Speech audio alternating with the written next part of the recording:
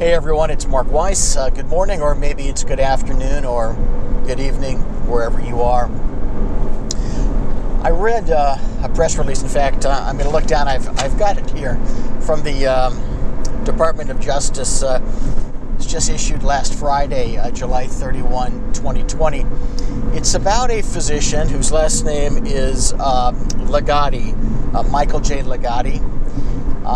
He practices, or maybe practiced, in Palm Beach County, I think actually in Delray Beach, Florida.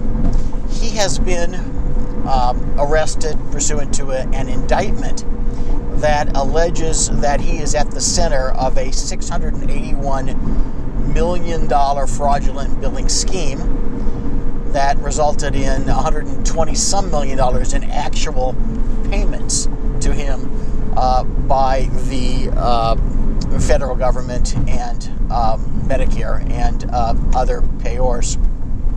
Apparently what's alleged is that this guy became the medical director of a huge number, I think it's 50, substance abuse facilities, other types of facilities, as well as entered into a bunch of other sorts of referral arrangements in which the facilities were required to use his services, and in connection with which he issued standing orders for a whole plethora of tests, lots of urine analysis, other tests that resulted in these hundreds of millions of dollars in fraudulent bills. Apparently, they also resulted, as part of the scheme, in required referrals back to his own practice, in connection with which he billed for a whole range of services, some of which he wasn't even qualified to perform. They point out here that again, all alleged, that some office visits ran up $10,000 plus patient charges. So again, this is the result of an indictment. These are allegations.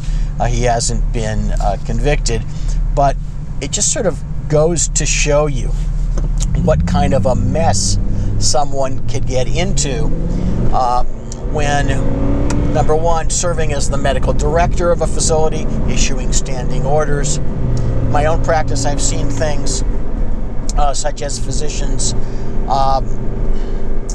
doing deals, say with, let's say, a Medi-Spa, and then finding themselves roped into a situation where the Medi-Spa was using their name, their provider numbers, in a whole range of fraudulent medical billing.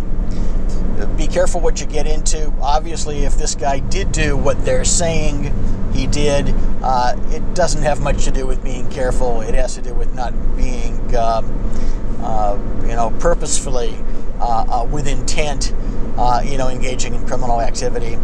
But often types of events like this, but of course much